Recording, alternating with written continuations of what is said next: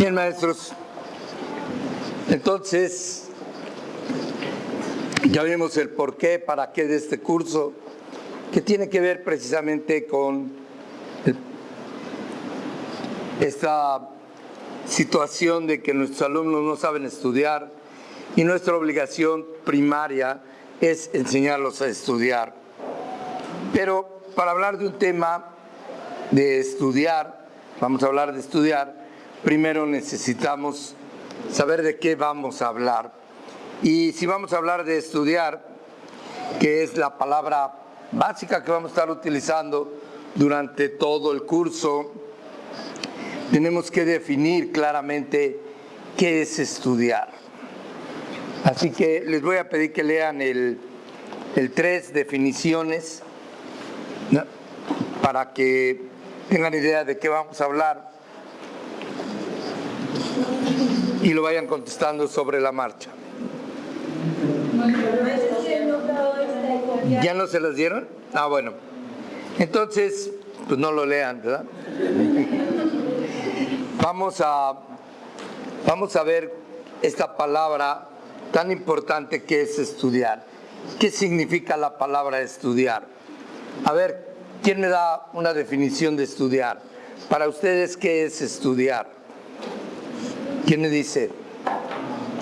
Maestra. Es aprender con el uso de la imaginación. Aprender con el uso de la imaginación. Muy bien, ya estamos aplicando la imaginación. Qué bueno. ¿Alguien más? Para ustedes, ¿qué es estudiar? Maestra, ¿para usted qué es estudiar? Imaginar, recrear lo que estoy viendo. Imaginar, recrear lo que estoy viendo. Por acá, a ver, maestro, ¿para usted qué es estudiar? Un proceso mediante el cual puede ser mediante la imaginación podemos visualizar lo que estamos leyendo o lo que está en nuestro entorno. Visualizar lo que estamos leyendo. Bueno, ya le estamos dando mucha aplicación a esto de la imaginación. ¿Para usted qué es estudiar, maestra? Es ejercitar la mente, ¿no?, para poder aprender. Ejercitar la mente para poder aprender. Muy bien. Vamos a ver qué nos dice la enciclopedia, qué nos dice acerca de esta palabra tan importante que es el significado de la palabra estudiar, que precisamente es ejercitar el entendimiento para comprender algo. O sea, hacer ejercicios mentales, el entendimiento para comprender algo. Y bueno, creo que la definición es sencilla, aunque tenemos ahí una palabra clave importante que está con mayúscula, que dice comprender. ¿Qué es comprender?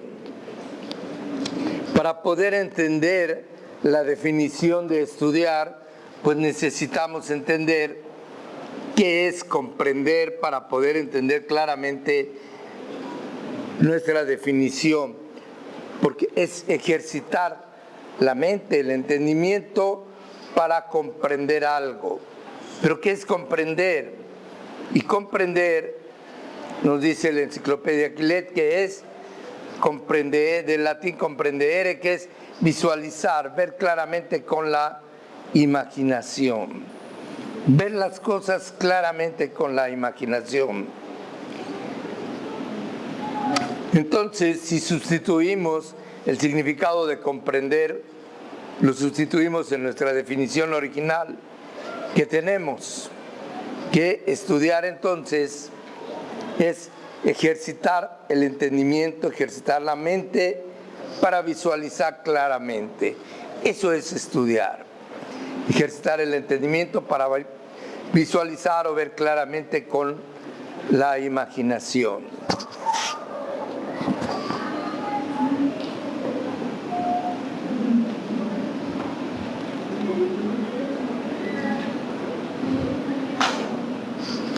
Entonces, aquí vamos a ver algo importante, que es esto de comprender, de imaginar, ver claramente con la imaginación. Maestros, necesitamos tener una conciencia clara de lo que para nosotros significa esto de imaginar lo que estamos estudiando, de comprender, porque la imaginación, como les dije al principio, es el elemento clave de nuestro sistema. Y es el elemento clave porque la imaginación tiene más poder que los 5 sentidos juntos. La imaginación es un elemento natural. Todos los seres humanos imaginamos. De hecho, si yo les pido que recuerden algo, lo recuerdan con imágenes. Por ejemplo, le voy a pedir al maestro, nos diga cómo es la fachada de su casa. ¿Es verde? Descríbame la fachada. Verde. Verde, que la ventana color negro, la puerta es verde. La puerta es verde. ¿El mismo tono de verde o diferente? Diferente. Diferente. Sí, el techo es de lámina al frente. El techo de lámina verde con una ventana en negro. Está metida la casa 1,5 metros más o menos detrás de la banqueta. Atrás de la banqueta. Ahora, cuando yo le pido al maestro que me describa cómo es la fachada de su casa, le salen letras aquí, así como que verde con ventana negra, o ve las imágenes. ¿Sí?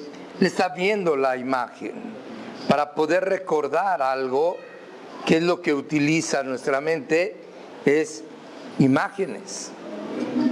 Nuestro cerebro trabaja a través de imágenes. Entonces, cuando yo le pido que recuerden algo, inmediatamente les viene la imagen. Nunca letras, palabras escritas. Para el cerebro es muy complicado aprender letras, aprender palabras escritas. ¿Por qué? Porque si no las convierte en imágenes, en sí mismo la letra, la palabra le es muy difícil grabar. El proceso natural del cerebro para aprender, el cerebro tiene un archivo ya establecido, y ese archivo que ya tiene establecido es un archivo de imágenes.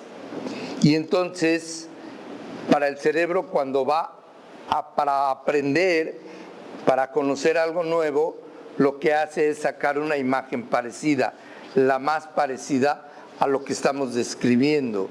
Entonces él ya tiene su archivo de imágenes, saca una imagen y entonces a partir de ahí la va transformando, esa imagen le va poniendo, le va quitando, la va acomodando de manera tal que forma una nueva imagen y entonces la archiva.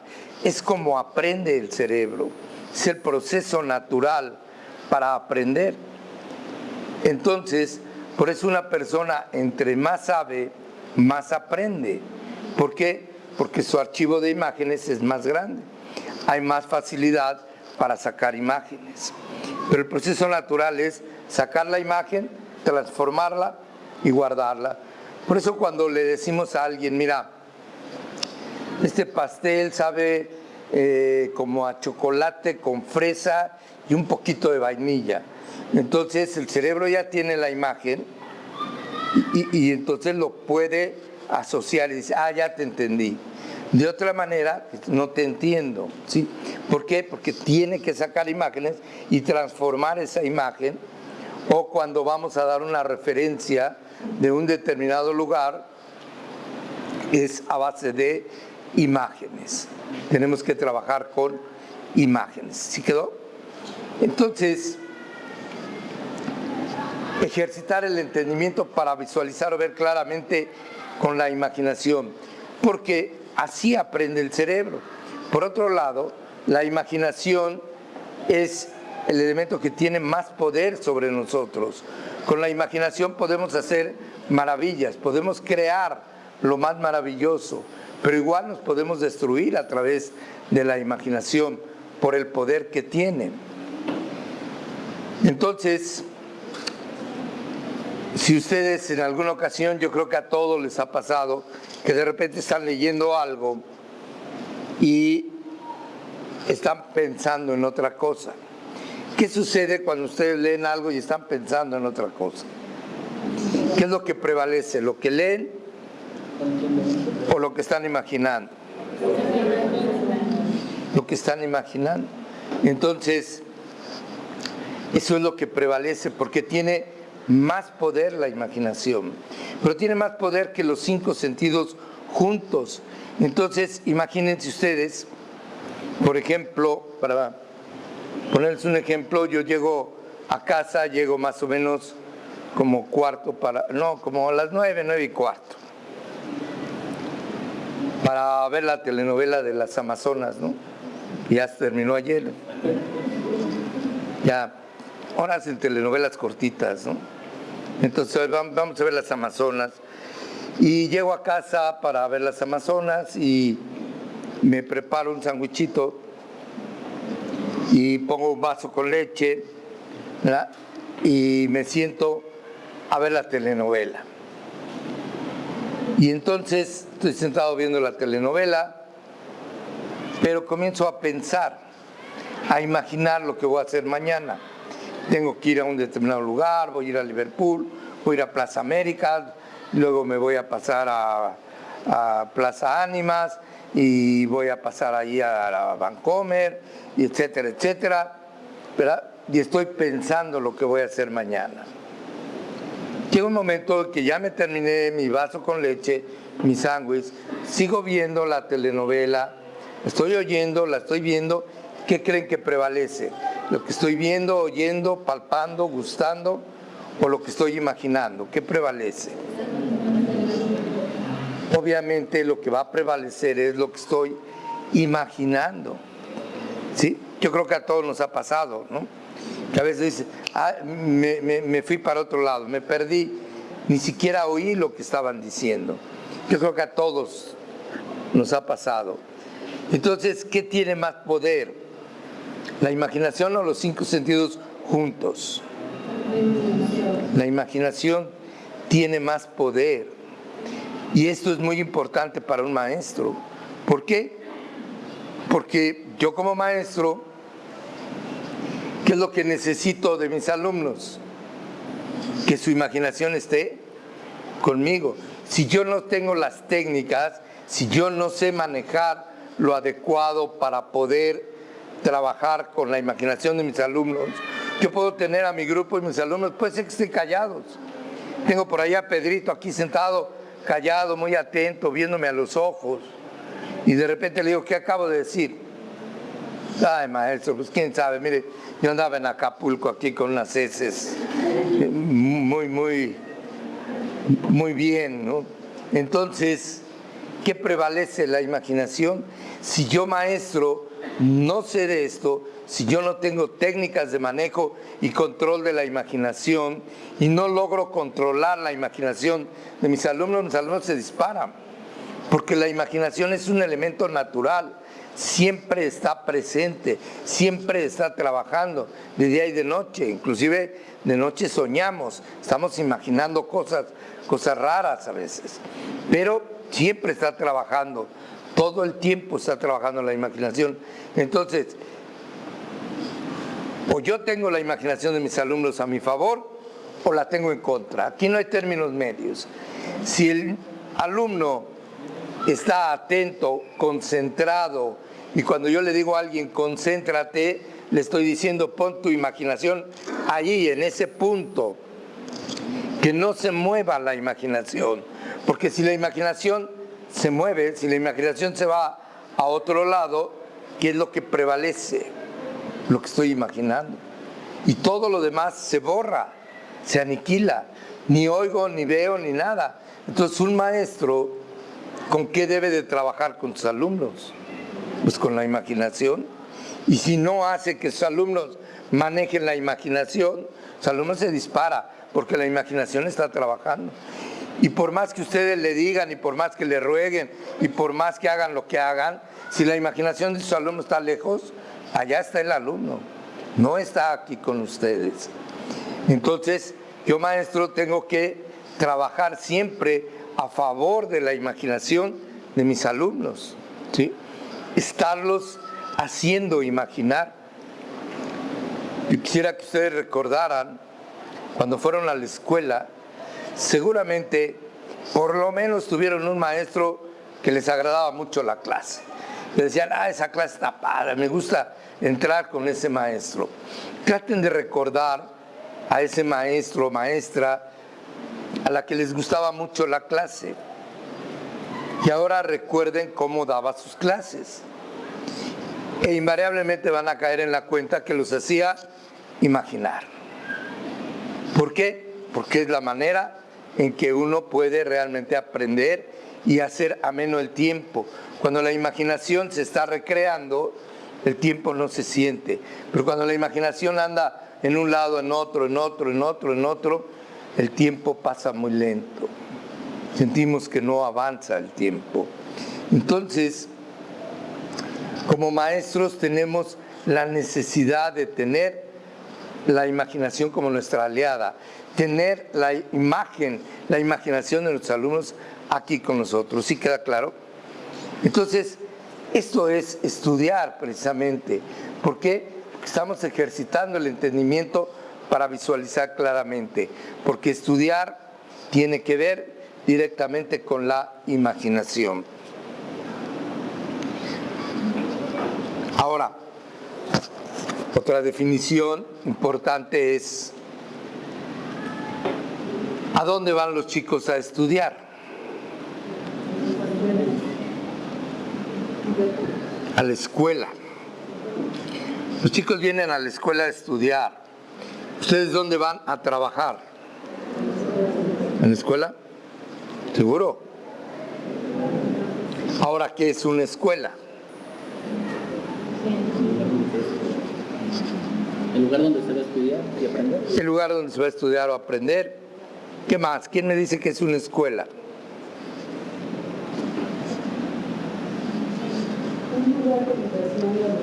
Eso es. Un centro, de acuerdo a la definición de la palabra escuela en su raíz latina, porque la podemos manejar por la raíz griega, que es un centro donde se va a estudiar. Pero la raíz latina, schola, significa centro o lugar de diversión y alegría.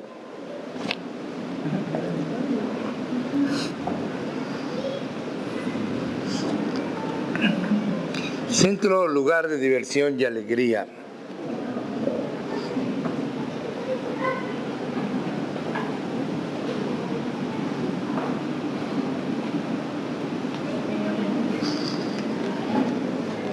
Ahora, esto es muy importante, maestros, porque ¿dónde creen ustedes que realmente aprende un niño? Vamos a pensar en los diferentes niveles. ¿Qué es lo que le gusta a un niño entre los 3 y los 6 años? Jugar. ¿Qué le gusta a un chico entre los 6 y los 11, 12 años? ¿Qué es lo que les gusta? Jugar, divertirse. ¿Qué es lo que les gusta a los chicos de secundaria? Jugar, divertirse, pasarla bien con los amigos, divertirse. De los chicos de prepa, ¿qué les gusta? Jugar. Curiosamente les gusta mucho jugar, son muy juguetones. ¿Por qué? Porque por naturaleza les gusta jugar. Entonces es inexplicable ver que en la escuela los maestros ocupan mucho de su tiempo en te callas, te sientas, no te muevas, no hables. Eso no es la naturaleza de nuestros alumnos. ¿Cuál es su naturaleza propia? Pues jugar. Por eso para nosotros es muy importante esta definición de escuela, de schola, porque es un centro, lugar de diversión y alegría, y eso debiera de ser nuestras escuelas. Yo no entiendo más que cuando veo los orígenes de la educación pública con Prusia, con Prusia que forma escuelas públicas para efectos bélicos. Y entonces a los alumnos los adiestran para una disciplina militarista, bélica. Y esos son los orígenes de nuestra educación, y por eso los maestros quieren que en las aulas el te callas, te sientas, el no hables, el no te muevas, el estar así. ¿Ya? Un niño en un estado estático no aprende. Para aprender, una persona para aprender tiene forzosamente que moverse. Si no se mueve, no aprende. El movimiento es básico. Y hay por ahí donde apuntaron lo de la imaginación, que todo proceso de aprendizaje tiene una relación directa con la imaginación. Ahí mismo abajito pongan otro principio fundamental, otro principio que es importantísimo para un maestro y que no lo van a encontrar en ningún lugar, que es que el conocimiento se da con el movimiento.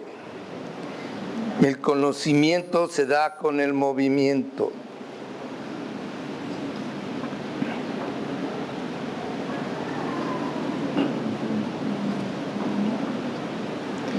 ¿Quieres que tus alumnos aprendan?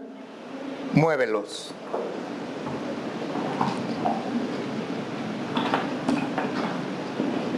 Y yo no sé, la verdad, ¿para qué nos llevamos tanto tiempo en esto de los cursos? Y si el asunto es tan fácil, maestro. ¿Qué es lo que un maestro quiere para con sus alumnos? ¿Qué es lo que anhela? ¿Cuál es su máximo logro? Pues que todo lo que les transmite, toda la información de lo que deben de aprender sus alumnos, se vaya a la memoria de largo plazo. ¿Estamos de acuerdo? Ustedes quisieran que todo lo que sus alumnos deben de aprender se vaya a la memoria de largo plazo. ¿Estamos de acuerdo? Para que ahí se quede. Y cuando lo necesite, sale la información y ahí la tenemos. ¿Estamos de acuerdo? Eso es lo que todos quieren. Y eso, maestros, es tan fácil de lograr. Pero son horas y horas de estar sentados, estudiando, preparándose, leyendo teorías y más teorías, en algo tan simple. Miren, yo les voy a decir 3 palabras y por favor ustedes me van a decir lo que sigue de esas 3 palabras. Entonces dice así: de la Sierra Morena, ¿qué sigue? ¿Qué más? Pero con alegría, maestro, parece que están rezando, ruega por él, ¿verdad? Entonces, de la Sierra Morena, ¿qué?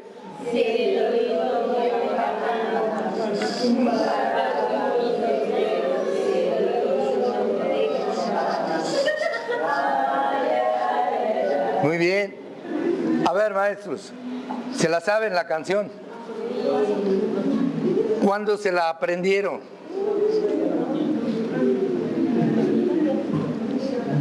¿Cómo se la aprendieron? ¿Está en su memoria de largo plazo o de corto plazo? Está en la memoria de largo plazo, puesto que hace muchos años se la aprendieron. ¿Desde cuándo no la practican? Pues quién sabe, pero tiene rato que no la practican. Y sin embargo, aquí está, ¿estamos de acuerdo?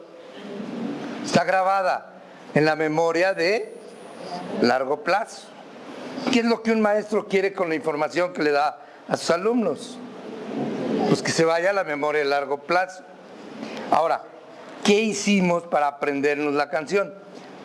Pero la primera pregunta es: ¿cuántas canciones se saben ustedes? Cientos, si no es que miles. ¿Estamos de acuerdo? Y todas esas canciones están en su memoria de largo plazo. Ahora, para aprenderse esta canción, ¿qué hicieron? Tomaron su apunte y dijeron, ese lunar que tienes, cielito lindo, ese lunar que tienes, no se lo des a nadie, cielito lindo. ¿Así se la aprendieron? ¿Macheteándole duro? ¿O cómo le hicieron para aprenderla? Para aprenderla de manera tan bien que esté en la memoria de largo plazo. ¿Qué hicieron? Pues tampoco, fíjese. Simplemente la oyeron, estaban en movimiento, porque si ustedes se sientan y dicen, esa canción está bonita, la voy a volver a poner, a ver, me la voy a grabar, no se la aprenden. Estaban en movimiento, no pusieron atención, pero hay dos ingredientes básicos, tiene ritmo y tiene rima. Entonces hay tres elementos fundamentales: movimiento, ritmo y rima. Y con eso es suficiente para grabar información.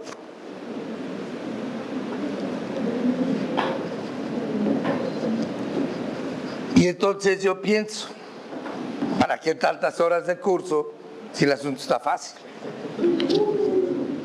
¿Para qué tantas horas de estudio si la cosa está muy fácil?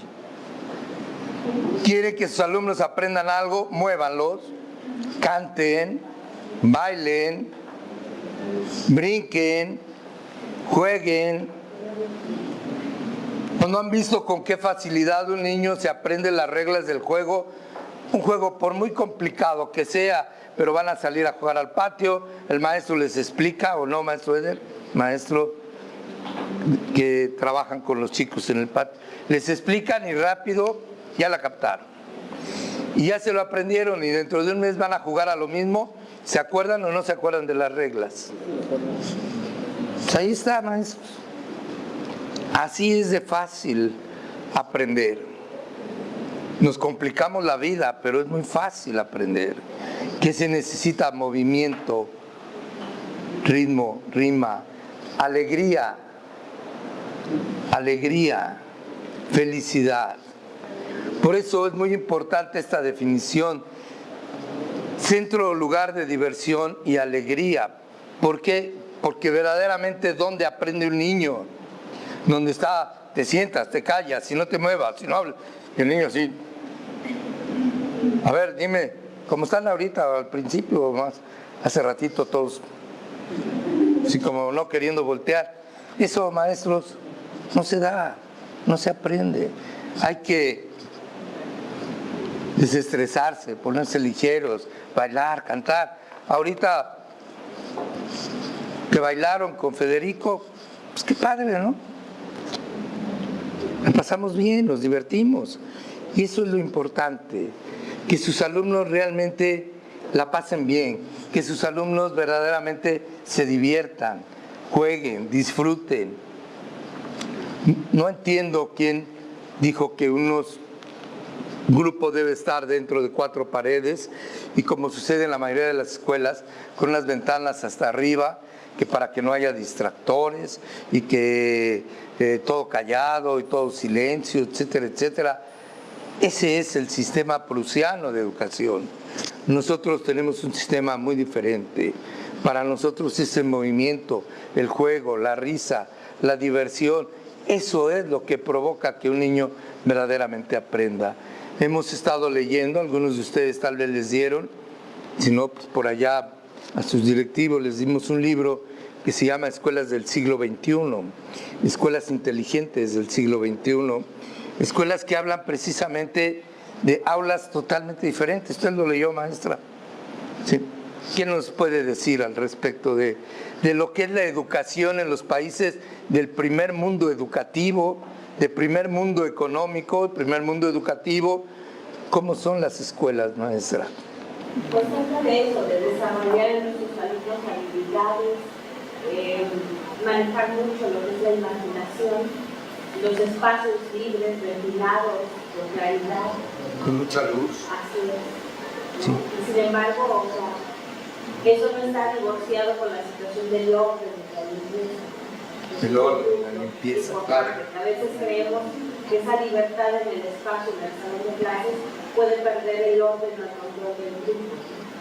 Entonces no está peleado para nada con la idea de una nueva aula para todos. Estuvimos hace unos días viendo, ¿te acuerdas, maestra?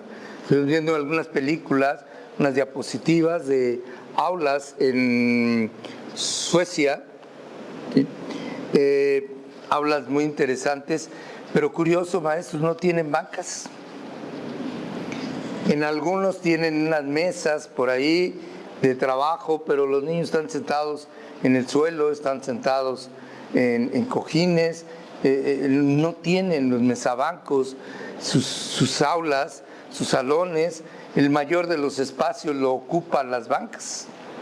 Los niños andan así para poder pasar, porque son salones pequeños y entonces no tienen espacio, ¿no? Porque las mesabancos ocupan la mayor parte del espacio. Maestros, saquen las bancas. ¿Quién les dijo que tienen que hacer filas así como si fuéramos militares, como si estuviéramos en la milicia? No, maestros, saquen las bancas, échenlas para afuera, pongan cojines, pongan para colchonetas donde los niños puedan echarse marometas, puedan brincar, puedan saltar, puedan bailar. Ahí es donde aprenden los niños. La verdad es de que las aulas en el sistema educativo que tenemos en nuestro país, pues es de filas, totalmente militarista. Nosotros queremos hacer diferente para que los niños realmente logren esto, que su escuela sea un lugar de diversión, de alegría. Pero para que los niños puedan divertirse, puedan estar alegres y contentos, ¿qué necesitan? Bueno, por principio, pues una maestra alegre, divertida, un maestro que realmente le guste divertirse. Si tenemos un maestro serio y totalmente adusto, pues así no vamos a lograr nada. Por eso les pedimos, maestros, diviértanse. Y les hago esta prueba de la canción que les acabo de poner para que se den cuenta que es muy fácil grabar información, mandar información a largo plazo. ¿Qué necesitan? Bueno, pues simplemente díganles a los niños, a ver, cámbiale la letra a una canción que te guste, como la que pasó hoy en la mañana, que presentaron en el Canal 2 a Los Ángeles Azules. ¿Sí lo vieron? ¿No? Pues a mí sí me tocó verlos. Los Ángeles Azules desde Iztapalapa para México. Y entonces estuvo de buen ambiente la música. Pónganles música, pónganlos a bailar, maestros. Si se tienen que aprender en matemáticas las tablas, pónganlos a bailar, pónganlos a cantar, pónganlos que se diviertan, a brincar la cuerda, etcétera, de manera tal que realmente sus alumnos puedan aprender. El conocimiento se da con el movimiento. Pero para que esto pueda ser, maestros, necesitamos otro ingrediente, que el maestro sea alegre, que el maestro sea divertido. Y el otro ingrediente es que haya disciplina. Sin disciplina no se puede hacer nada. Entonces vamos a ver el concepto de disciplina.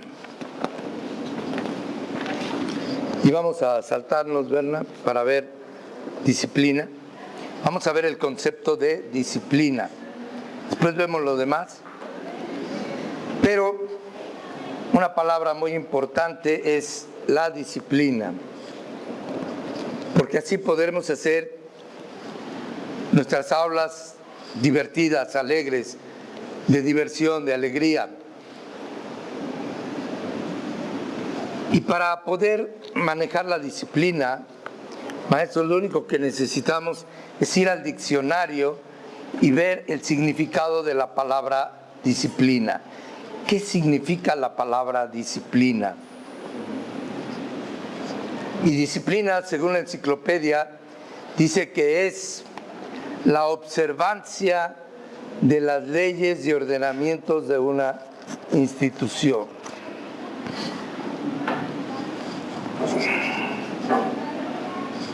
La observancia de las leyes y ordenamientos de una institución. Si nosotros tenemos conciencia del significado de esta palabra, podemos lograr disciplina en nuestras aulas. Unas aulas divertidas, alegres, pero con disciplina. O sea, con la observancia de leyes.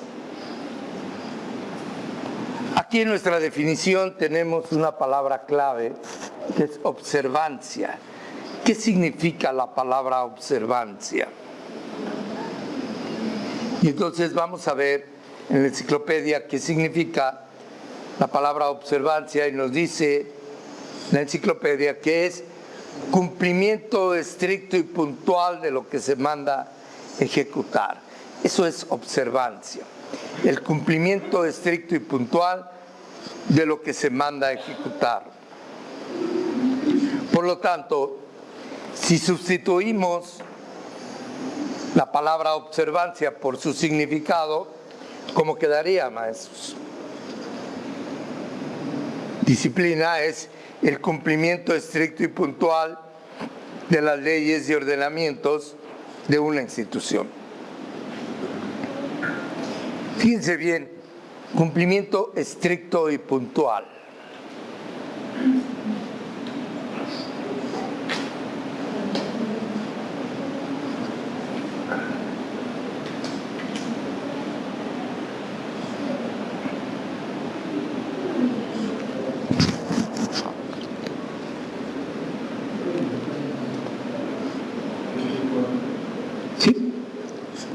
La maestra Maestra, ¿cuál es su nombre que está junto al...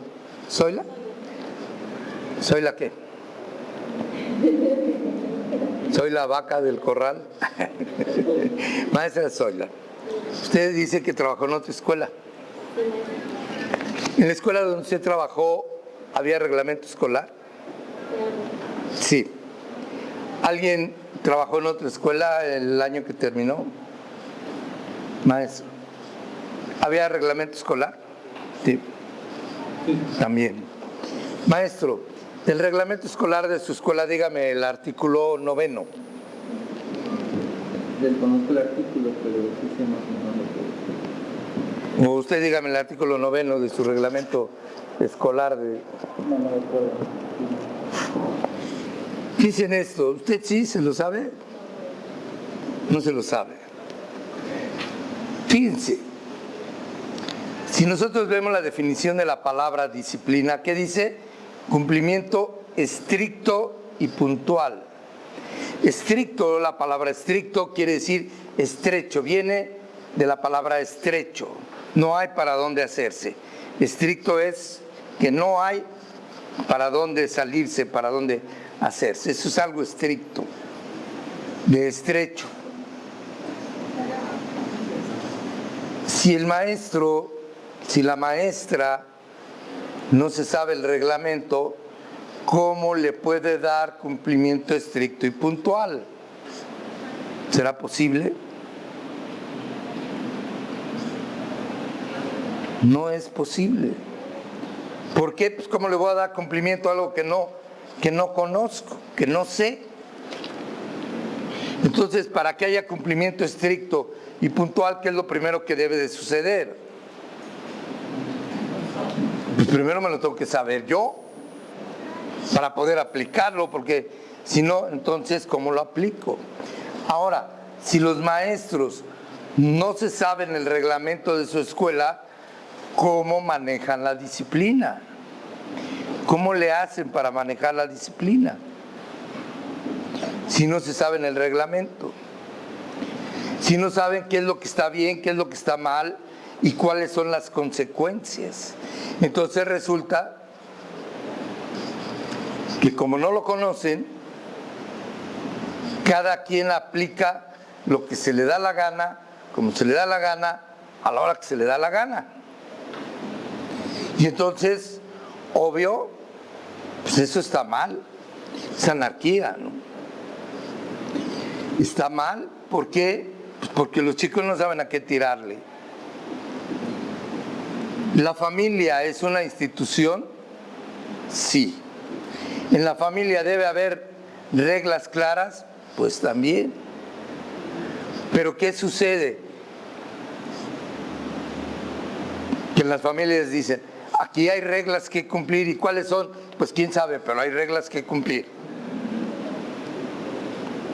No se las saben. Entonces, ¿cómo aplican la disciplina tanto en la familia como en la escuela? Entonces, si no se sabe el reglamento, si no saben cuáles son las leyes, las normas, pues todo está mal. Por eso no hay disciplina. En general, somos un pueblo indisciplinado. ¿Por qué? Porque no existe la disciplina, porque nadie la conoce. Pero claro, si yo les pongo a ustedes un reglamento escolar de 800 artículos, pues ¿cuándo me los aprendo? Y lo más importante es que yo me lo tengo que aprender, pero mi estudiante, mis niños, se lo deben de saber también, si no, ¿cómo lo cumplen? Pero el papá también tiene que conocerlo, porque si no, de otra manera, entonces se enojan cuando se aplica la disciplina, porque no saben de qué se trata o están pensando que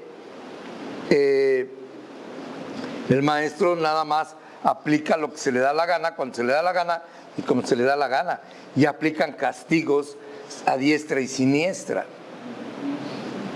Entonces se trata de que en una escuela, para que haya diversión y alegría, debe haber disciplina, o sea, cumplimiento estricto y puntual de las normas. Pero para que haya cumplimiento estricto y puntual de las normas, tengo que saber cuáles son las normas. Imagínense a Pedrito, que está en casa, en la tarde, noche, y llega su papá, y llega de muy buen humor. Fue un buen día, un día tranquilo, un día que hubo poco tráfico y demás, y llega muy relajado a casa.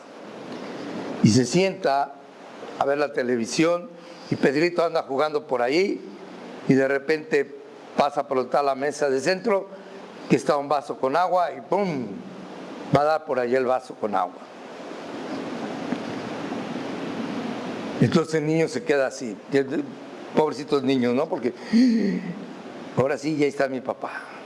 Y va a levantar los pedazos de vidrio y demás, y le dice el papá, no, espérate, te vas a cortar. Tráete una jerga y ahorita lo limpiamos. Y dice, no me regañó mi papá, y va por la jerga, y el papá tiene más cuidado, etcétera, etcétera. Levantan todo, secan y ya, no pasó nada. Pero días después, llega de mal humor el papá de Pedrito y sucede la misma escena, pero ahora está de malas. Ahora las cosas no fueron bien. Y ahora sí, condenado chamaco, siempre has de ser lo mismo, no te fijas y le das su nalgada y lo manda a su cuarto a dormir sin cenar, etcétera. Está muy enojado el papá por lo mismo. Ese niño Pedrito, que primero lo apoyó el papá para que no se fuera a cortar y ahora le da sus nalgadas y lo manda a dormir sin cenar, el niño sentirá que lo están educando, que debe tener cuidado, o simplemente está agredido. ¿Qué creen ustedes? El niño está agredido. ¿Por qué? Que dice, si papá viene de buenas, no pasa nada. Pero si papá viene de mal humor, ya no fue como en feria. Y luego llega a la escuela el lunes y llega la maestra de buen humor, después de un fin de semana tranquilo, fin de semana, ya saben, viernes social, sábado sexual, domingo familiar, y el lunes la maestra llega así con sonrisa de oreja a oreja. Y niños, tranquilos, no den mucha lata. A ver, niños, sentaditos, no estén jugando. No abusen que vengo de buen humor. Y así anda la maestra de buen humor. Buena onda la maestra. Pero resulta que el jueves por la noche, las 11 de la noche, y no llega el marido. Y ahí sí la cosa ya se pone grave. Las 12. Y no llega este malvado. ¿Dónde se largaría con sus amigotes?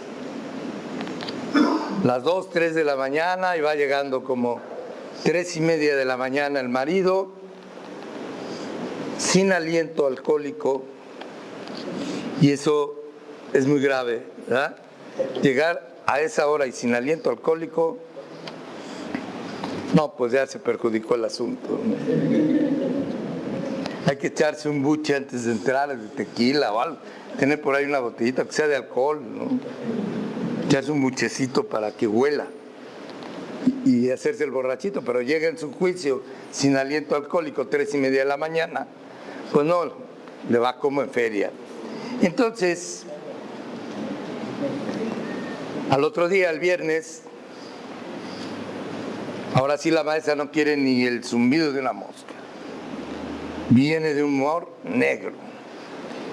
Que el niño se la tienen que tragar todas, ¿no?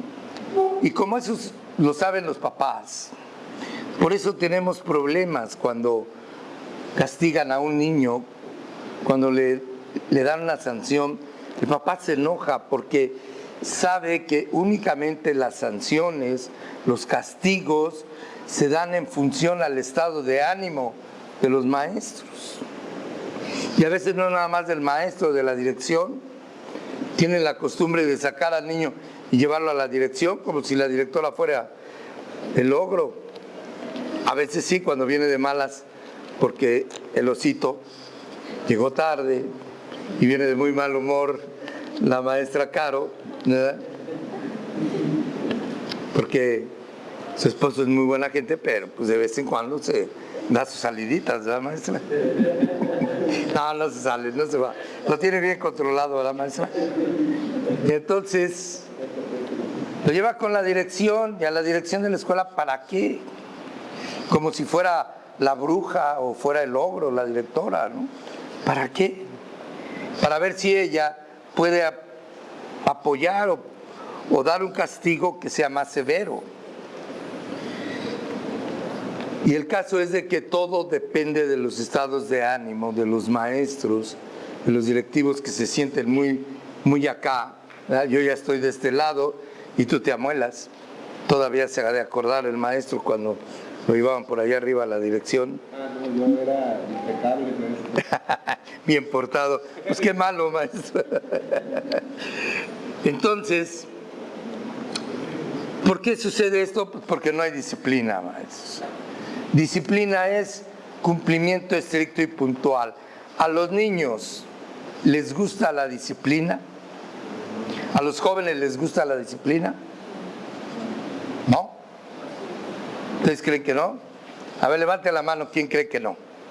Que no les gusta la disciplina a los jóvenes. ¿Usted cree que no?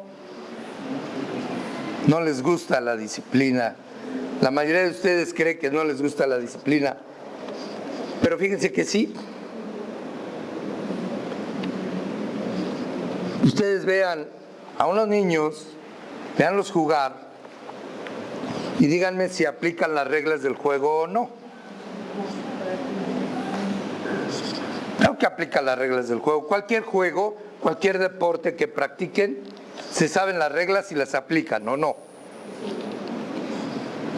Podemos ver aquí, yo a veces que vengo a esta escuela, podemos ver aquí en el patio, se ponen a jugar ahí fútbol los niños. A ver, maestro Eder, cuando se ponen a jugar aquí los niños, cascarita a la hora de la salida, ¿aplican las reglas o no las aplican? Sí las aplican. ¿Y por qué aplican las reglas, maestros? ¿Por qué ahí sí las aplican? Porque se están divirtiendo, pero lo más importante es que se la saben. Ellos saben que si meten la mano ahí cerquita de la portería, es penalti. Y que si sale de este lado, es tiro de esquina, etcétera, etcétera, ¿no? Y que si la agarra con la mano. Entonces, si los chicos conocen las reglas, las aplican. Y en el salón de clases, ¿por qué no las aplican? Porque no las conocen, maestros. Porque nadie les dice cómo, ni cuándo, ni a dónde tienen que aplicar las reglas. Pero si los chicos, los niños saben las reglas del juego, las aplican. Porque sí les gusta la disciplina. La problemática es que nadie les dice las reglas. Pero si les ponemos las reglas claras y se las saben, las aplican. Y si el maestro se sabe las reglas y las aplica, pues obviamente habrá disciplina. Pero si nadie conoce las reglas, si nadie las aplica, entonces se vuelve anarquía, maestros. Cada adulto de la escuela cree tener la razón y castiga a los niños sin ton ni son. Y pobres chicos, porque como no hay nadie que los defienda, pues se la tienen que tragar así como se las ponen. Por eso es muy importante la disciplina. Y es muy importante que entendamos que disciplina es cumplimiento estricto y puntual de las normas. Y para que haya cumplimiento estricto y puntual de las normas, deben de conocer las normas. Y para que conozcan las normas, es necesario que sean unas cuantas. Si yo les pongo a ustedes un reglamento de 800 artículos, nunca se las van a aprender. Por eso tenemos que ser lógicos. Queremos que los niños las tengan presentes en todo momento, las reglas del juego. Y para que las tengan presentes, vamos a hacer un código de honor. Vamos a hacer cada uno de nosotros, o a nivel de dirección, según se establezca en cada una de las escuelas o las direcciones de sus escuelas, van a hacer uno en común o van a hacer uno, cada uno de ustedes para su grupo, en el cual establezcan como código de honor. ¿Ponemos el código? ¿No? Van a establecer en su código de honor cuáles son las reglas del juego. Y aquí ponemos cuál es la norma y lo más importante, cuál es la consecuencia por la falta que cometió el chico. La consecuencia, no el castigo. Nadie tiene derecho a castigar a otro ser humano. ¿Quién les da el derecho a los maestros de castigar? Hay una consecuencia. La violación de una... ¿Nadie se llama norma aquí? ¿No, verdad? Ay, maestra, qué pena. La violación a una norma siempre trae aparejado una consecuencia. Consecuencia. Yo no te castigo. Yo no tengo que regañarte. Yo no tengo que exhibirte delante de los demás. Simplemente cometes una violación a la norma, cometes una falta y hay una consecuencia. Y cuando el alumno, cuando el niño sabe cuál es la regla del juego y cuál es su consecuencia, así como en el fútbol, saben que meten la mano, pues hay penalti. Esa es la consecuencia de haber metido la mano y la aplican perfectamente bien. Igual debe ser con todas las normas. ¿Cuál es la norma? ¿Cuál es la regla? Y cuál es la consecuencia a la violación de esa norma. Pero para que los niños lo sepan, debemos hacer un código lógico. Es decir, si estoy hablando con niños de primero o segundo de primaria, pues a lo mejor hago un código de 5 artículos y manejo los 5 situaciones más comunes en el salón. Si yo tengo ya un grupo de quinto, de sexto, pues a lo mejor tengo un código de 10 artículos. En secundaria de 10 artículos. En preparatoria de 10 artículos. ¿Para qué? Para tenerlos presentes. Tanto cuál es la regla como la consecuencia. Y voy a establecer muy claramente con mis alumnos cuál es la norma y cuál es la consecuencia de la violación. De manera tal que cuando el alumno comete una falta, de antemano sabe cuál es la consecuencia. Por ejemplo, yo puedo decir, La norma número 1 va a ser llegar puntual a la clase. Y la consecuencia va a ser, te paras media hora de cabeza, si no llegas puntual, te paras ahí junto a la puerta media hora de cabeza. Ok, cuando el niño llega, yo no tengo por qué regañarlo, por qué gritarle, por qué enojarme, por qué ponerme de mal humor. Simplemente, Federico, llegaste tarde, cumple con tu consecuencia. Punto. No tengo para qué regañarlo. Él va a cumplir con la consecuencia y se va a parar ahí media hora de cabeza. Pero él de antemano ya sabe que, híjole, ya se me hizo tarde, voy a tener que parar ahí media hora de cabeza. Pues párate, o sea, por mí, cumple con lo que debes de cumplir. Porque disciplina es cumplimiento estricto y puntual. ¿Sí quedó claro? Yo no puedo decirle a Fede, como tú eres mi cuate y nos llevamos rete bien, te la paso. Para la próxima sí te la aplico, porque ya no hay cumplimiento estricto y puntual.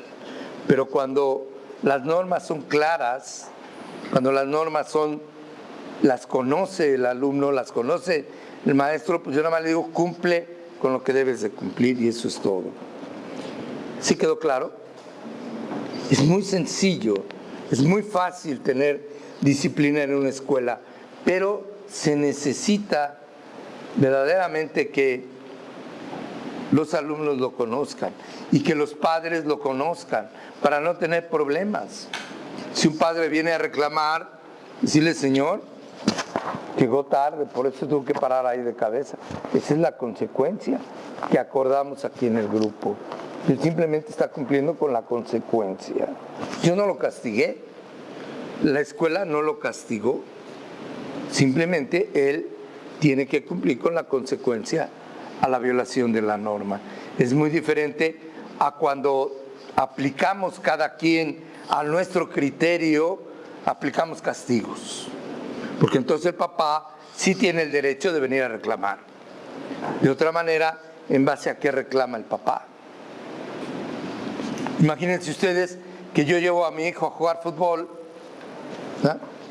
Y anda jugando el niño ahí en un equipo y anda jugando fútbol y agarra la pelota con la mano y se va corriendo a la otra portería y la avienta y gol. Y entonces, pues, ¿qué le diría ahí el árbitro? No, pues no se vale, ¿verdad?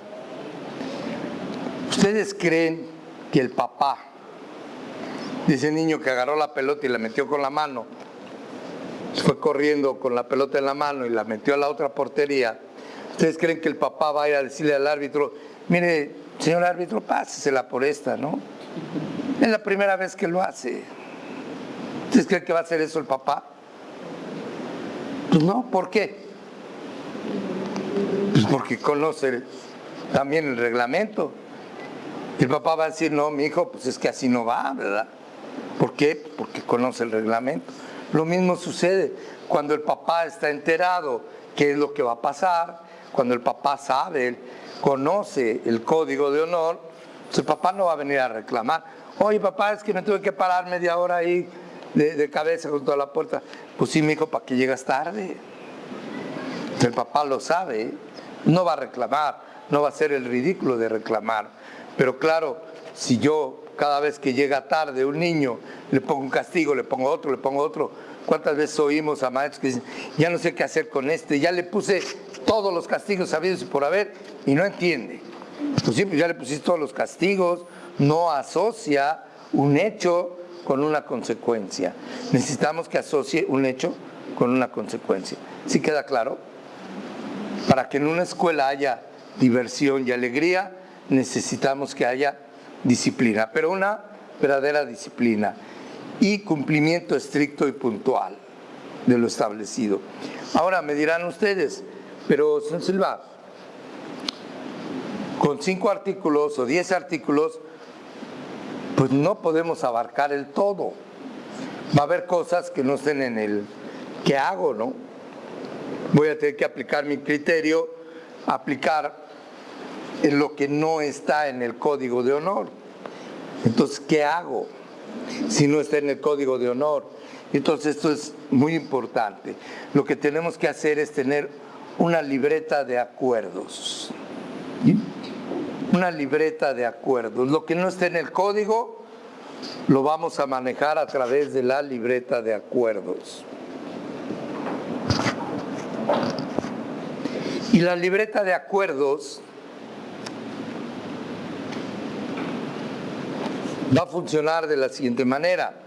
El chico comete una falta que no está en el código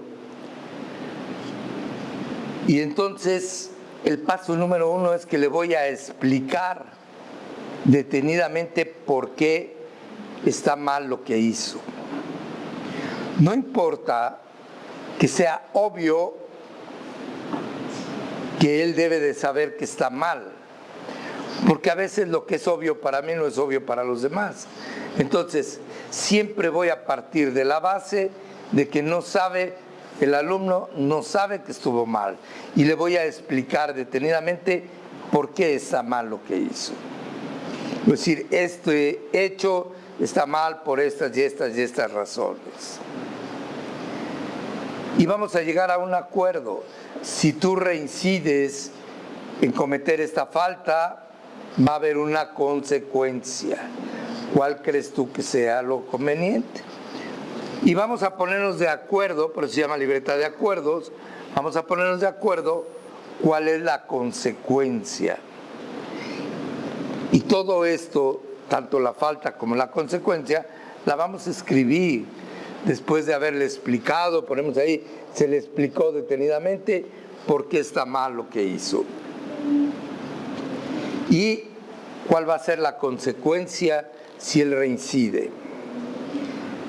Y entonces, si el alumno reincide, yo lo único que tengo que hacer, vamos a firmar ese acuerdo, lo firma el alumno, que sea pequeñito, lo va a firmar el maestro, le va a dar copia a la dirección para que esté enterada la dirección, van a mandar una copia al padre de familia con la firma de su hijo en que está de acuerdo que cometió esa falta y que ya sabe que eso no se debe de hacer y cuál va a ser la consecuencia. De manera tal que si el alumno reincide, entonces lo único que tengo que hacer es sacar mi libreta de acuerdos y decirle, ¿qué dice aquí? Pues dice esto, ok. ¿Cuál es la consecuencia? Pues tal cosa. Entonces, cúmplela. Eso es todo. Maestra. Maestro, como la consecuencia es un consenso entre el maestro y el alumno, porque te entiendo, algo individual. Si en otra oportunidad otro alumno comete la misma falta, pues vamos a seguir el mismo procedimiento, pero entonces la consecuencia podría ser diferente porque es otro acuerdo, ¿no? Es otro acuerdo y el contexto puede ser diferente. Claro, el maestro ya en su conciencia personal dice, bueno, pues si ya tenemos esto, pues aplico lo mismo, ¿no? Trato de que sea lo mismo para todos, para que no haya de, porque a él se la puso blandita y a mí me la puso difícil, ¿no? Si yo ya sé que Pedrito, ya llegué a un acuerdo con él de que va a barrer el patio, ¿no? Y otro comete la misma falta y le digo, tú te vas a sentar media hora ahí, va a decir, bueno, pues yo por qué barro y el otro. Entonces usted sabe que ya Juanito, que cometió la falta, sabe que es igual a lo que hizo Pedrito, pues póngale la misma consecuencia, ¿no? Pero ya es cuestión de usted. Entonces, por lo que entiendo, solamente es si el alumno reincide. Si a la primera está cometiendo una falta, pero se nota que sí es, por ejemplo, grave y aún no está en el código de honor, no tendría una consecuencia. No, porque el niño no sabe que está mal, no sabe que hay una consecuencia. Siempre debe ser a la segunda vez. ¿Por qué? Porque primero le voy a explicar por qué está mal, que eso le puede causar situaciones graves, puede ser muy malo, etcétera. No sé, me imagino, por ejemplo, yo sé que no pasa porque con mis compañeros maestros se habla de todo, pero suponiendo que el alumno es la primera vez que raya un baño, por ejemplo, sé que no pasa. Es una consecuencia, bueno, es una violación, bueno, algo que está haciendo mal, pero que indudablemente necesita ser corregido, ¿no? esto obviamente entonces no lo va a corregir el maestro, lo corrigen para no. Si no está en su código de honor, que debiera de estar en ese tipo de faltas generales, pero no lo está, no tiene que explicarle por qué no lo debe de hacer. Y a la siguiente vez, si él reincide, entonces tendrá que cumplir con su Por consecuencia. eso hay que estar muy puntuales en el código de honor para Claro. evitar ese tipo de... Claro, porque yo no le puedo imponer un castigo si él de antemano no sabía que está mal. Es obvio que él debe de saber que no debe rayar en los baños, pero lo que es obvio para usted no es para mí. ¿Sí? Entonces vamos a suponer que el niño no se imaginó que esto era malo. Por eso el maestro tiene que explicarse. Maestro. De acuerdo a lo que nosotros nos preparamos para lo que es nuestras reglas de convivencia, veíamos que dentro de lo que nos marcaba el autor Vidal Smith, manejaba lo que era la consecuencia leve, la falta leve, la intermedia y la grave. Y no tiene que ver con las acciones, sino la intención y lo que provoca él. Por ejemplo, cuando hablaban de las leves, es cuando caemos en una falta que no teníamos la intención de hacerla, un accidente, pero que no causó un daño. En las intermedias ya viene un daño, pero no tengo la intención de hacerlo.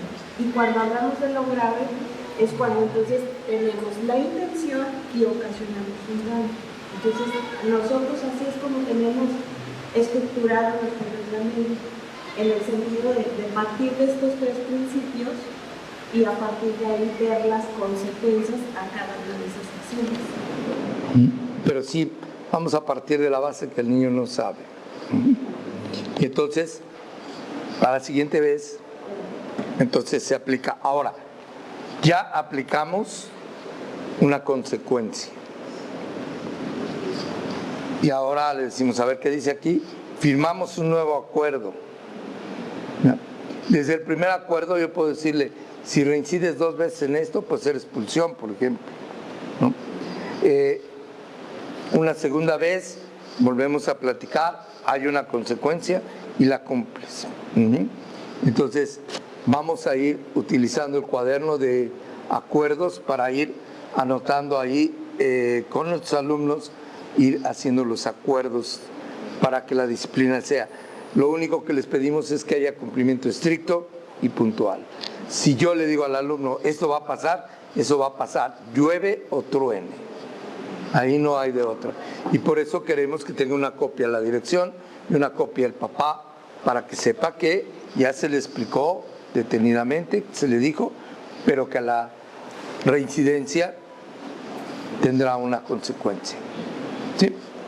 ¿Alguna? Sí, maestro. Pregunta, maestro. Por ejemplo, en el caso, supongamos, Pedrito rayó el baño y se hizo la recuerdo, pero llega Juanito y hace exactamente lo mismo. ¿Cómo lo podemos aplicar ahí? Aunque son diferentes alumnos, ¿se aplicaría ya lo que sería el acuerdo que se hizo con Pedrito o se empezaría igual de Lo que me preguntaba la maestra hace un momento, si yo ya hice un acuerdo con Pedrito y hay una consecuencia, pues como maestro voy a tratar de que sea la misma consecuencia. A ese hecho ya lo establezco, pero de manera personal ya lo establezco como la consecuencia a ese hecho. Para que entonces cualquiera que raye el baño tenga la misma consecuencia. Maestro. Yo recuerdo que esto de las consecuencias muy bien, porque mi mamá lleva un día aplicándome consecuencias de la nada. Entonces, bueno, no de la nada, porque rompía normas, pero también recuerdo que había como tipos de consecuencias y que había consecuencias que me parece la escuela lo dividía en ese tiempo entre privilegios y como actividades que son sanas. Entonces, por ejemplo, por lo que yo recuerdo que sería así como, salte del salón, el alumno tiene que recibir la clase. Entonces, por lo que yo recuerdo, esto era como una consecuencia de las peores que podría haber, o sea, de las que no tienen lógica. Por ejemplo, mi mamá me decía, no te voy a sacar de talleres o no te voy a sacar del deporte porque no puedo castigar esto, porque es parte de tu desarrollo sano, ¿no? Entonces hay que tener cuidado con el tipo de consecuencias que tenemos en ese sentido. O sea, Claro. no podemos decirles como de tema por visto, porque entonces ya lo estamos privando del conocimiento, entonces es una consecuencia un poco ilógica, ¿no? Tienen que ser consecuencias razonables, consecuencias lógicas. A mí me tocó ver aquí en esta escuela, en una ocasión, una maestra que tenía en su código como consecuencia: vas a salir aquí a la cancha y le vas a dar 5 vueltas corriendo a la cancha. Entonces, pues todos los niños querían cometer la falta para salirse a dar la vuelta a la cancha. Entonces, lejos de ser algo positivo, se convirtió en algo negativo para la maestra, porque si es que todos se me quieren rayarle el cuaderno al otro para poder salir a dar la vuelta a la cancha. Entonces tienen que ser, como dice el maestro, consecuencias razonables, lógicas, ¿sí? No poner cosas absurdas o ilógicas. ¿De acuerdo? ¿Quedó claro? Y esto es por la definición que tenemos de la palabra escuela. Escuela es un centro de diversión y alegría, pero debe de haber disciplina. ¿Sí quedó claro? Tiene que ser con disciplina. ¿Hasta aquí vamos bien? Ahora vamos a ver otra definición. Una definición muy interesante, porque a veces confundimos al maestro con el profesor. Muchas veces tenemos la costumbre de decir profesor, profesor. ¿Qué es un profesor? ¿Qué es un maestro? A algunos les decimos maestros, a otros profesores. Entonces vamos a ver la diferencia que existe en la definición de uno y otro. Entonces, regresamos a profesor.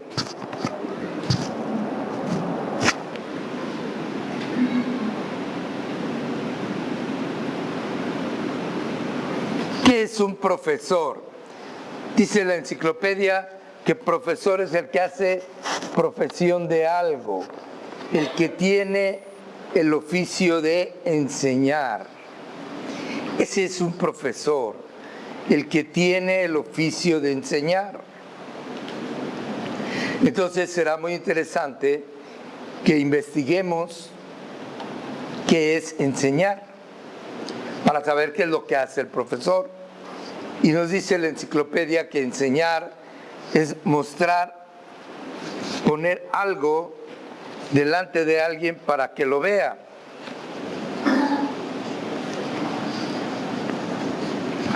Y les voy a enseñar a Noemi. ¿Sí? Lo pongo delante de ustedes para que lo vean. ¿Sí? O sea, yo ya cumplí con mi función de profesor. Ya se los enseñé. Mi función como profesor es enseñar. El que tiene por oficio enseñar. O sea, mostrar, poner algo delante de alguien para que lo vea. ¿Y qué es lo que pone el profesor delante de los alumnos? Pues el programa. El profesor es el que le dan un programa y se los enseña a sus alumnos. Por eso muy apropiadamente los profesores dicen: yo no te reprobé, tú reprobaste. Yo te lo enseñé, tú no lo aprendiste. ¿Sí queda claro? Y normalmente hemos oído esa frase de los profesores que dicen: no, mijito, yo no te reprobé, tú reprobaste. Efectivamente, porque él cumplió con su misión, la misión de enseñar, y tiene un programa y se los enseña a sus alumnos. Si lo aprenden, qué bueno, y si no lo aprenden, pues qué malo. Pero yo ya te lo enseñé. ¿Sí queda claro? Desgraciadamente, en nuestro país estamos plagados de profesores. La inmensa mayoría de las escuelas tiene profesores que se dedican a enseñar. Ahora, si lo quieres aprender, pues para eso está tu papá, tu mamá, para eso está el triángulo perfecto de la educación, en donde tiene que intervenir papá, maestro y alumno. El triángulo perfecto, dicen los profesores. Yo te lo enseño y tu papá que se encargue de que lo aprendas. Y tú te lo aprendes. Ese es el triángulo perfecto. Desgraciadamente, insisto, estamos plagados de profesores que solamente se dedican a enseñar, no a que el alumno aprenda. A diferencia de un maestro es el que se encarga de que sus alumnos aprendan. Vamos a ver ahora la definición de maestro. Sí. Dice que viene del latín magister, que es excelente o perfecto en su clase, no en la clase que imparte, en la clase de ser. Excelente o perfecto en su clase. Persona de gran sabiduría o habilidad que guía. Maestro es el que muestra el camino, el que les dice a sus discípulos por dónde van a caminar, que marca el sendero. Maestro es el líder, el que se encarga de que sus alumnos aprendan, no de enseñar, sino de que los alumnos verdaderamente aprendan. ¿Y qué es aprender, maestros? Hay una gran diferencia entre enseñar y aprender. ¿Quieres mostrarnos qué es aprender? De latín aprendere, que es agarrar y no soltar. Cuando alguien tiene un prendedor, es porque lo tiene ahí prendido, porque no se le zafa, que el prendedor queda prendido. Aprender es eso, que la información quede prendida, quede adherida a la persona. Y esa es precisamente la función del maestro. Una gran diferencia con el profesor que solo se dedica a enseñar. Nosotros en Simón Bolívar necesitamos tener maestros, no profesores que vengan a enseñar un programa. Maestros que se dediquen a certificar que sus alumnos aprenden. Sus alumnos verdaderamente aprenden. Porque esa es la función del maestro.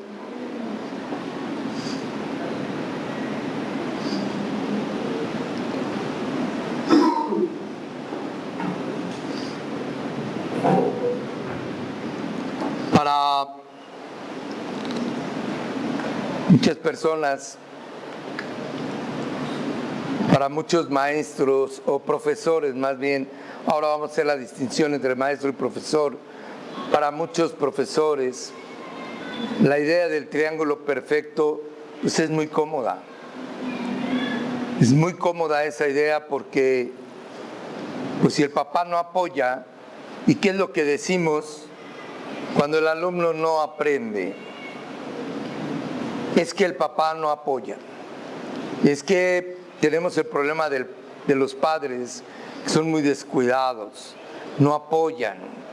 Necesitamos del apoyo de los padres y no maestros. Olvidémonos del apoyo de los padres. Somos profesionales en educación. Somos los maestros. Quiero pensar, les voy a poner un ejemplo en un profesional y para ello les voy a poner un ejemplo. Tengo un terreno grande, bonito y quiero construir un edificio. Para poder construir mi edificio, he estado juntando el dinero necesario y ya tengo un capital para mi edificio. Pero tengo un problema, que yo no sé de construcción. Si ustedes tienen un terreno y dinero, pero no saben de construcción y quieren un edificio, ¿qué harían? En mi caso. Contratar a un ingeniero, un arquitecto, un ingeniero constructor. ¿Estamos? Esa es la lógica, ¿no? Porque como yo no sé, pues voy y contrato a alguien que se supone que sí sabe, ¿no? Y entonces que se prepararon, que estudiaron para eso. Entonces contrato a un ingeniero. Le digo, mire ingeniero, quiero un edificio así, con estas características, y ya me hace un proyecto, me hace un plano y demás. Y le digo, sí, así lo quiero. Llegamos a un acuerdo de precio y pago. Le doy el anticipo.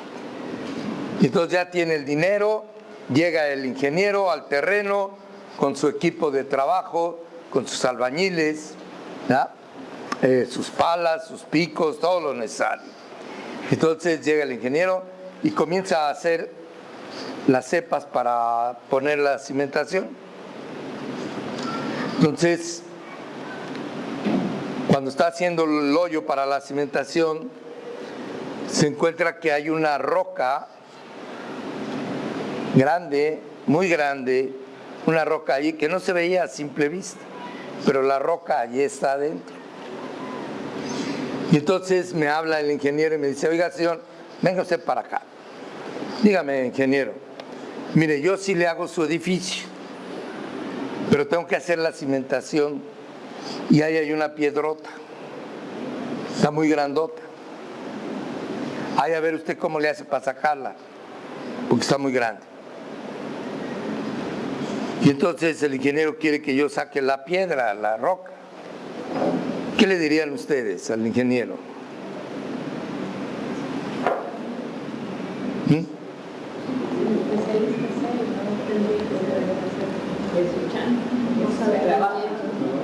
Oiga, pues está usted loco, ¿no?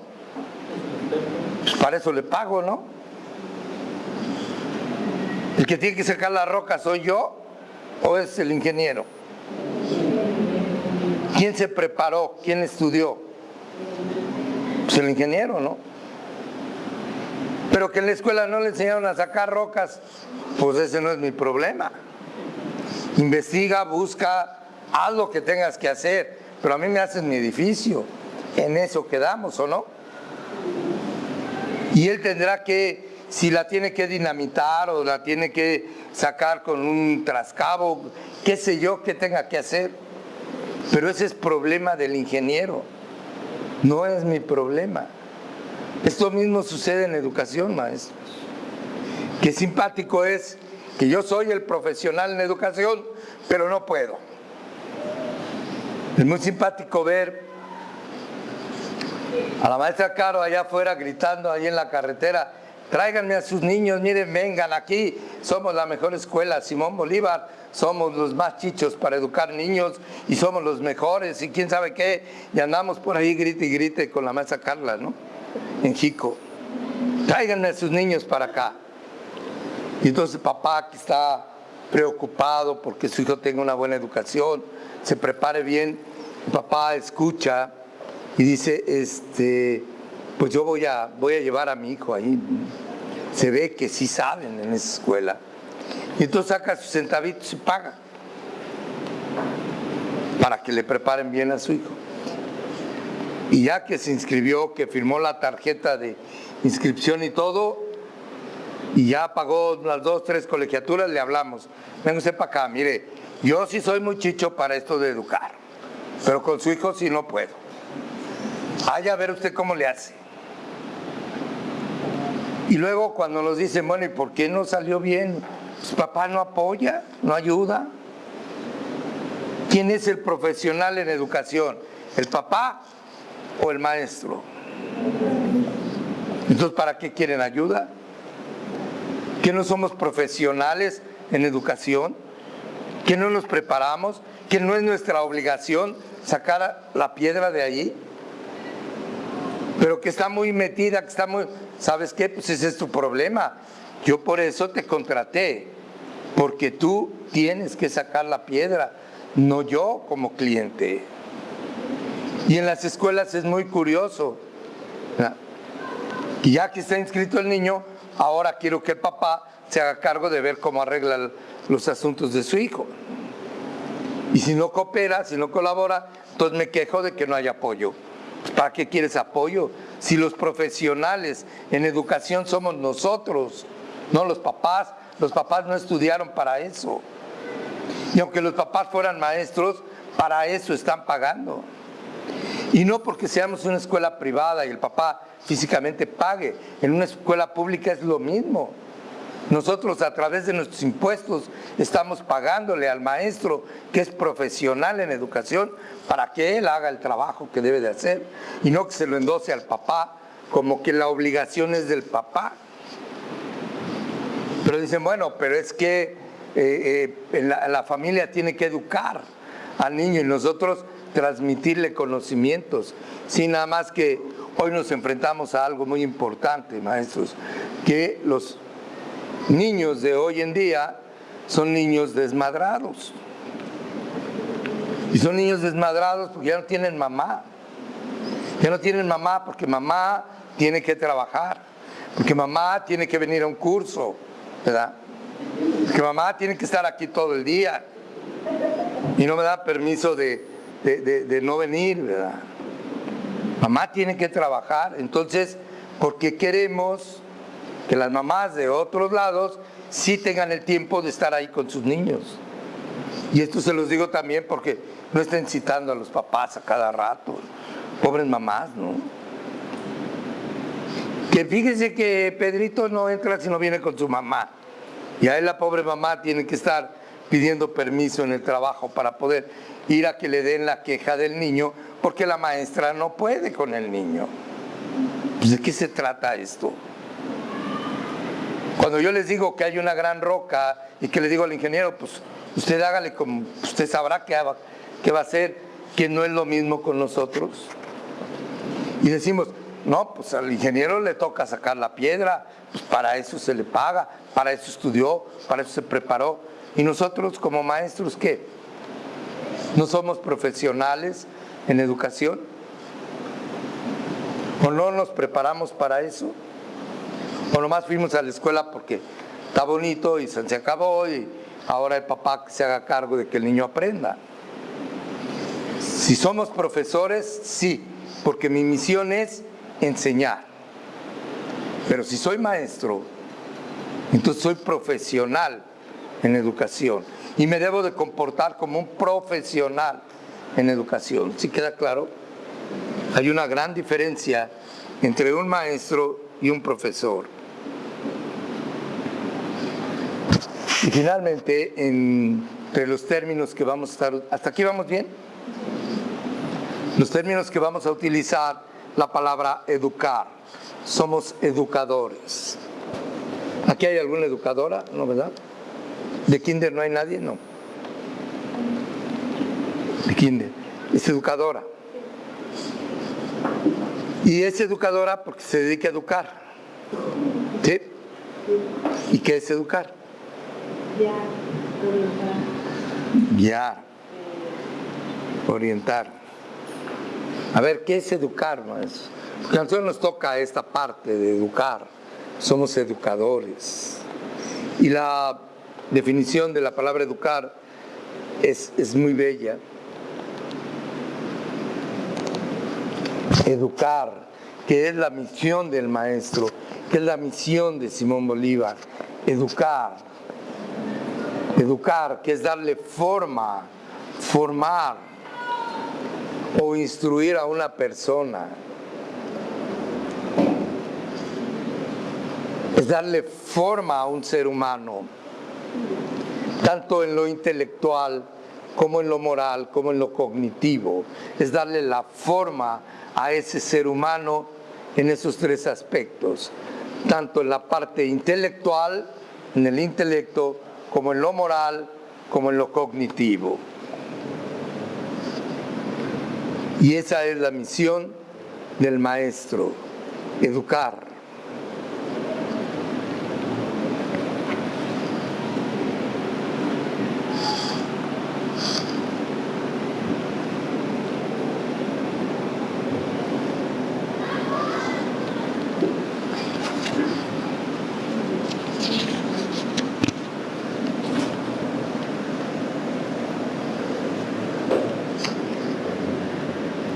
Y finalmente dice la definición de maestro, que es el líder.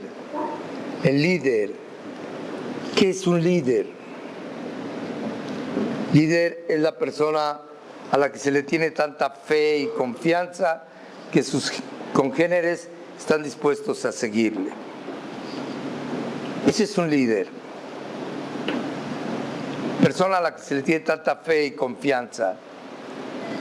Y eso debe de ser un maestro. Un maestro, por su propia naturaleza de maestro, es un líder. Cuando se para al frente de un grupo de muchachos, de niños, en automático se convierte en líder. Y sus congéneres, sus alumnos, deben de estar dispuestos a seguirle en todo momento. Si tiene las características de líder. Si no tiene las características de líder, mejor que se dedique a otra cosa. ¿Por qué? Porque es necesario tener las características de líder, aprender a ser líder. Y si no tenemos de manera natural, si no somos líderes de manera natural, hay muchos libros para aprender liderazgo, para aprender a ser líderes. Pero la gente debe de seguirnos. El maestro, por naturaleza, desde que entra a una aula, se convierte en el líder. Y cuando verdaderamente un maestro es líder, sus alumnos están dispuestos a seguirle, están dispuestos a hacer lo que él les diga que hagan, y ellos están dispuestos en todo momento. Maestros, los alumnos no reprueban. No hay alumno que repruebe. Quien reprueba es el maestro, es el profesor el que reprueba. Los alumnos no reprueban. Los alumnos ahí están sentaditos, esperando que llegue un verdadero líder para decirles: síganme, vénganse, vámonos. Y ahí van, los alumnos van y hacen lo que el maestro les dice que hagan. Pero claro, hay quienes se quejan de que no los obedecen, de que no quieren hacer las cosas.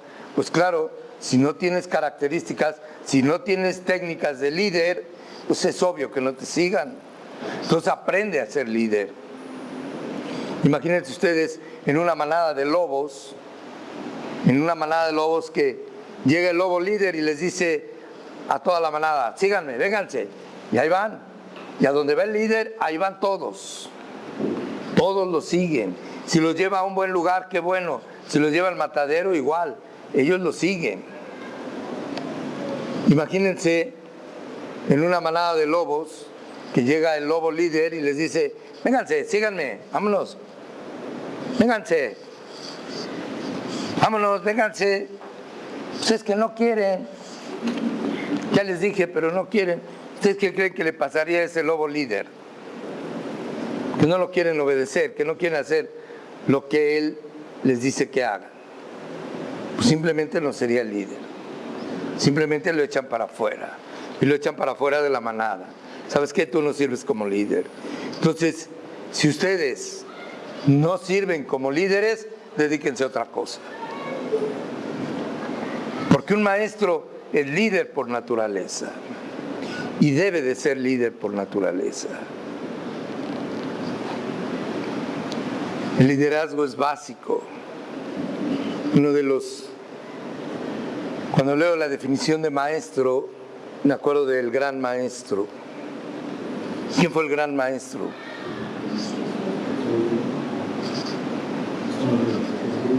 El Señor Jesucristo, el gran maestro. Yo me quiero imaginar a ese gran líder, al gran maestro,